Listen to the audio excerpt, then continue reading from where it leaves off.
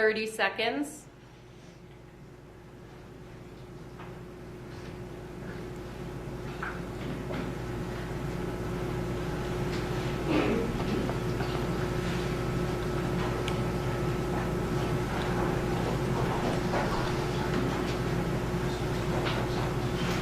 Ten seconds.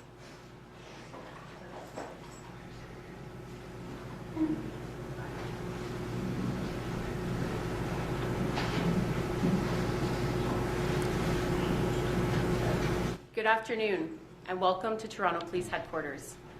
I'm Media Relations Officer Stephanie Maselli.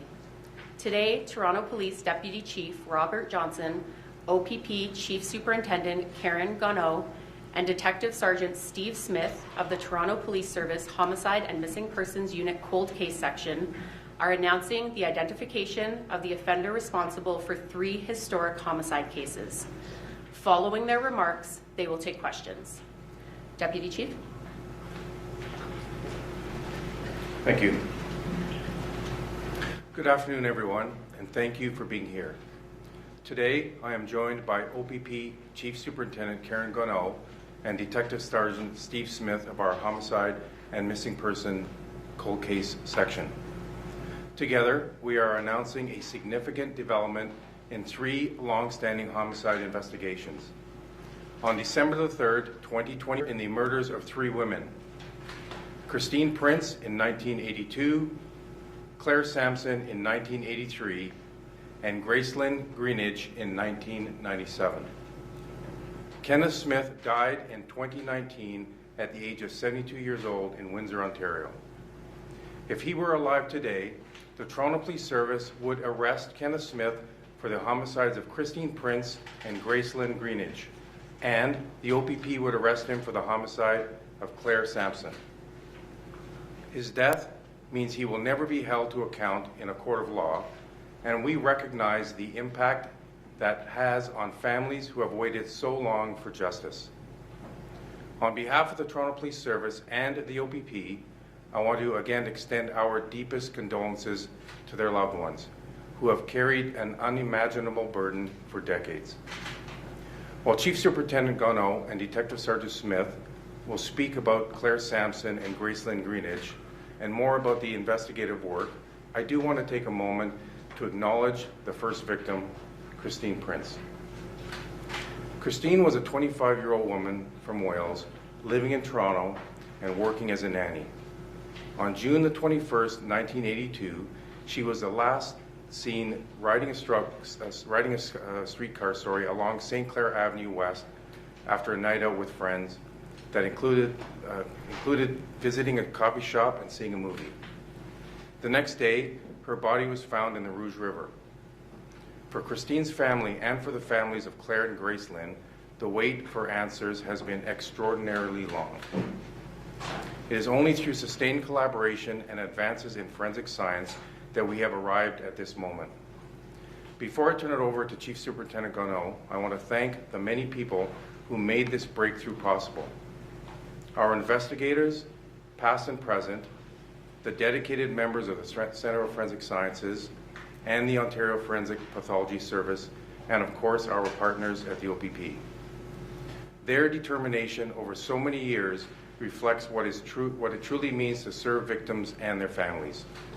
These women were never forgotten, and it is because of the commitment of so many that we are able to give their loved ones at least one crucial answer today. I'll now invite Chief Superintendent Gonneau to speak. Thank you, Deputy Chief Johnson. Good afternoon, and thank you for joining us. While we are here to discuss 3 historic homicide cases, I want to begin by reminding everyone that behind each of these cases are families and loved ones who have waited decades for answers. Many of them likely believed those answers would come.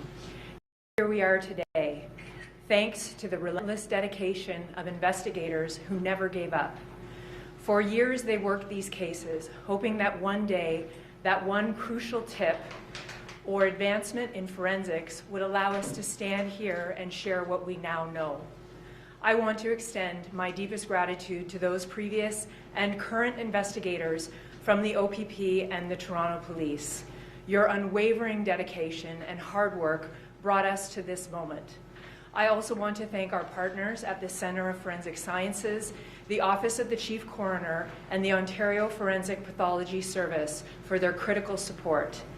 Thanks to them, this week, OPP investigators were able to meet with the family of Claire Sampson and tell them that after 42 years, we can finally provide some answers and hopefully some measure of resolution. This case, like the others you are hearing about today, is tragic. It involves the death of 23-year-old Claire Sampson. She was a family person, remembered by her loved ones as a beautiful soul. Her family described her as a young, caring, and loving person who was taken away too soon. On September 2nd, 1983, Claire was discovered in a remote wooded area in Oro-Medonte, approximately 120 kilometers north of Toronto. An investigation began under the direction of the OPP's Criminal Investigation Branch. Police learned that Claire had sustained fatal gunshot wounds. At the time of her death, Claire was living in Toronto and had recently moved back in with her parents. She was last seen on Jarvis Street, entering a beige vehicle driven by an male. Despite extensive searches, media interviews, public appeals, tips, and even a reward, the person responsible was not identified. As technology advanced, the OPP launched Project Millennium in 2001. The goal was to review 17 unsolved homicides, determine whether modern forensic techniques could be applied and help move them forward. Claire's case was among them. Still, progress was slow. It wasn't until 2016, 15 years later, that a breakthrough occurred. The DNA profile generated from Claire's case, previously uploaded to the National DNA Databank, matched an unknown offender from another case, that of Christine Prince. The two cases were linked to the same unidentified offender. This discovery launched a joint investigation between the OPP Police Service. Surprisingly, investigators found no personal connection between Christine and Claire. No one in their lives linked them together, and even the manner of their death was different. The only thing that linked them was the offender's DNA.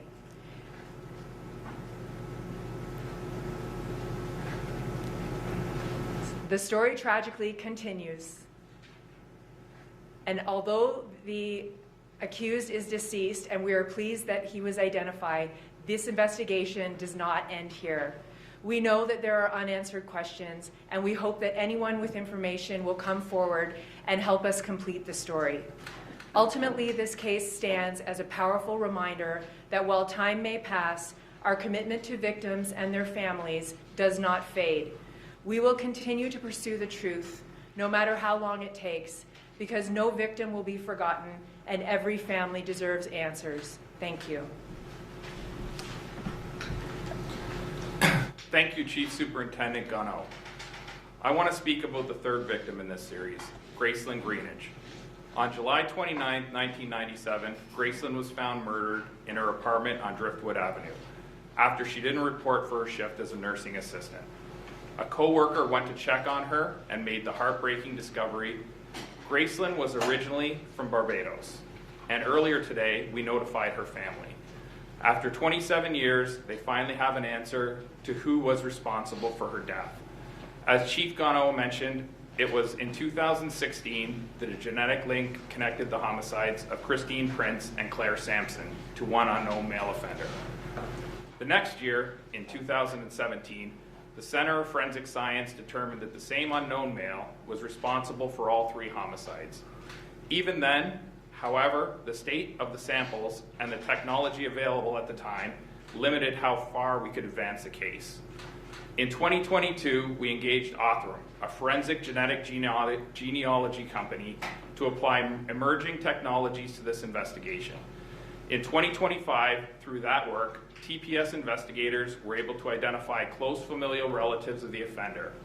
With that information, the Centre of Forensic Science was then able to conduct the final comparison that led to the conclusive identification of Kenneth Smith.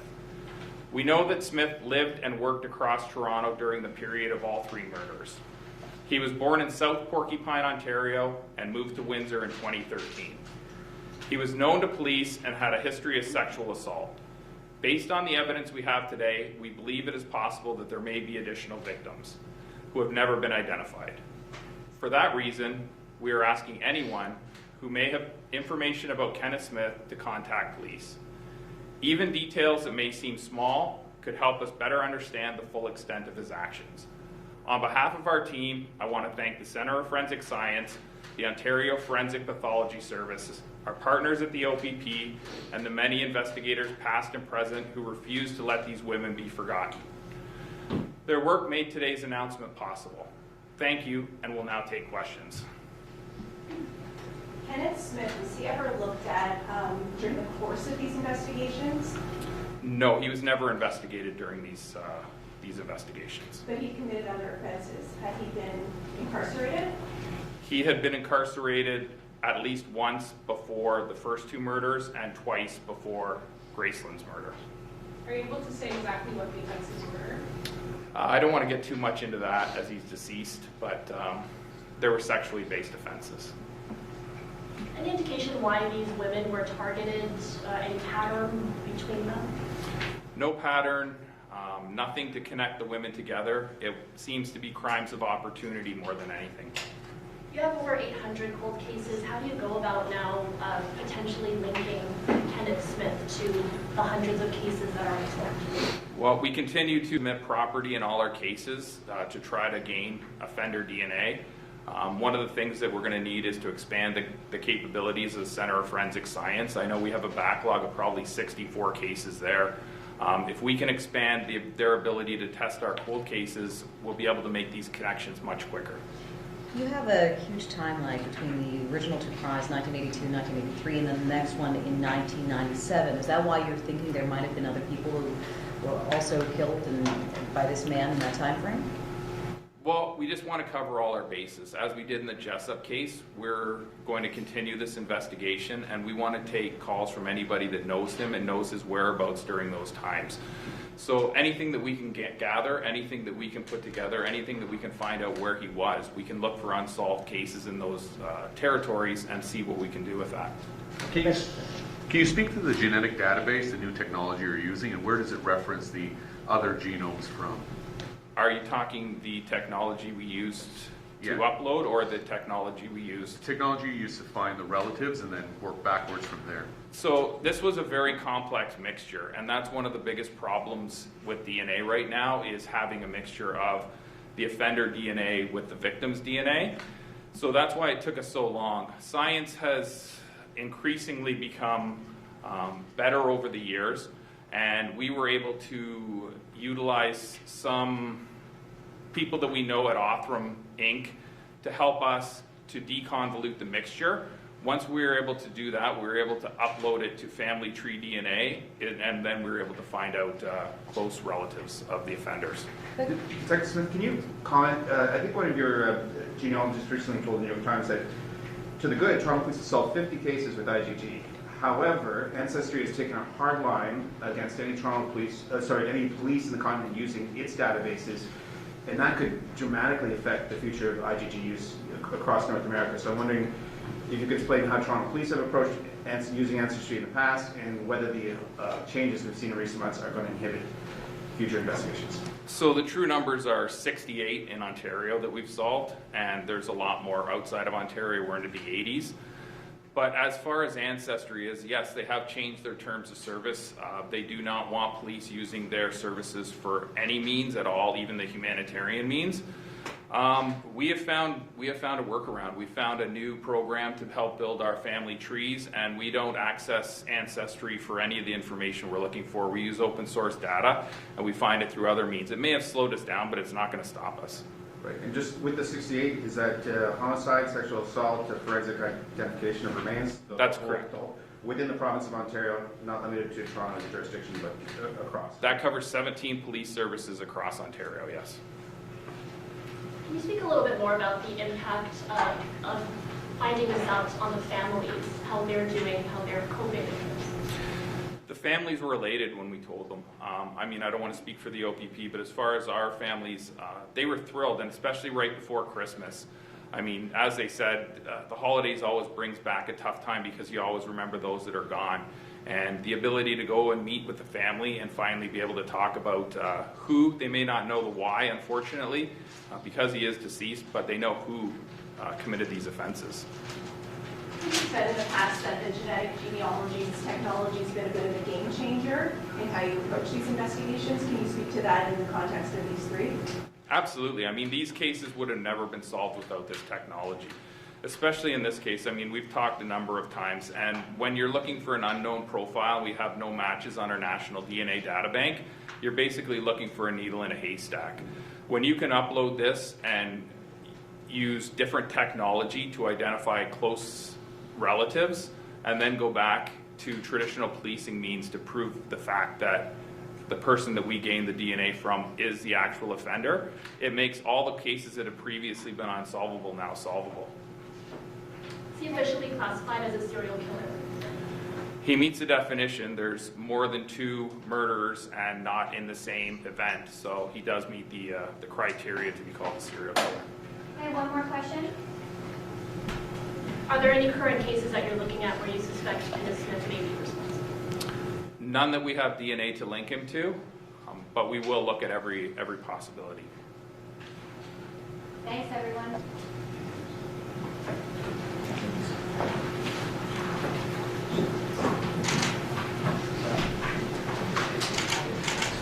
Thank you, everybody, for coming. That concludes today's news conference.